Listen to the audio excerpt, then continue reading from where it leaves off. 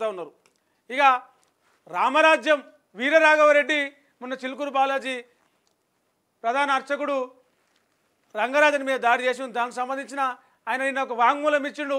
ఎందుకు దాడి చేసినావయ్యా, అర్చకుని మీద ఎందుకు దాడి చేసినావంటే ఫేమస్ అయ్యేటందుకే నేను అర్చకుని మీద రంగరాజన్ మీద దాడి చేసిన, అట్లా దాడి చేయడం వల్ల ఫేమస్ అయితే నా టార్గెట్ నెరవేరుతుంది. ఆయన టార్గెట్ ఏంటంటే 5,000 మందితోటి ఒక సైన్యం తయారు చేసుకోవాలని చెప్పేసి 5,000 మందితో ఒక సైన్యం తయారు చేసుకోవాలి, వాళ్ళకి జీతాలు ఇస్తా, వాళ్ళకి షెడ్ ఇస్తా, ఫుడ్ పెడతా, రామరాజ్యం నిర్మిస్తా, అందుకో నాకు 5,000 మంది సైన్యం తయారు చేసుకోవాలని చెప్పేసి ఆయన వాంగ్మూలం ఇచ్చిండు.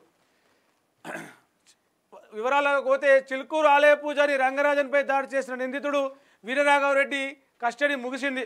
3 రోజులు ఆయనను కస్టడీలో ఉంచుకున్నారు.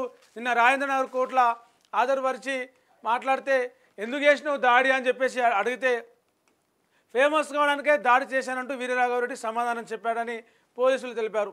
అంతేకాదు 5,000 మందితో రామరాజ్యం నిర్మించడమే తన టార్గెట్ అని, ఇందులో భాగంగానే ఇప్పటికే 2 రాష్ట్రాల్లోని 6 ప్రధాన దేవాలయాలకు వెళ్ళినట్లు చెప్పానన్నారు. అయితే రామరాజ్యం నిర్మించాలనే తన లక్ష్యానికి రంగరాజన్ సహకరించడం లేదని, తనతో దురుసుగా ప్రవర్తించినందువల్లే దాడి చేసిందట.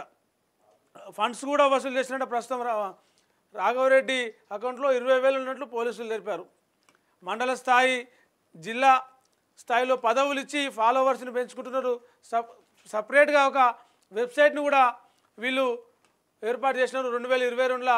అప్పటి నుంచి యూట్యూబ్, ఫేస్బుక్, సోషల్ మీడియాలో కూడా ప్రచారం చేసుకుంటా రామరాజ్యం సైన్యం, రామరాజ్యం దండు తయారు చేస్తా, రామరాజ్యం స్థాపిస్తా అని చెప్పేసి కొన్ని గుడులకు తిరుగుతూ ఆ గుడిలో పూజారులను బెదిరిస్తూ ఆ డబ్బులు అడగడం, రామరాజ్యంలో చేరాలని చెప్పేసి గుడికి వచ్చే భక్తులకు మీరు చెప్పురు అని చెప్పేసి వాళ్ళని ప్రచారం చేసేలాగా బలవంత పెట్టడం అనేది ఈయన కార్యాచరణగా తీసుకొని పనిచేసిండు వీరరాఘవరెడ్డి. అదంతా కూడా నిన్న పోలీసుల విచారణలో ఒప్పుకున్నాడు.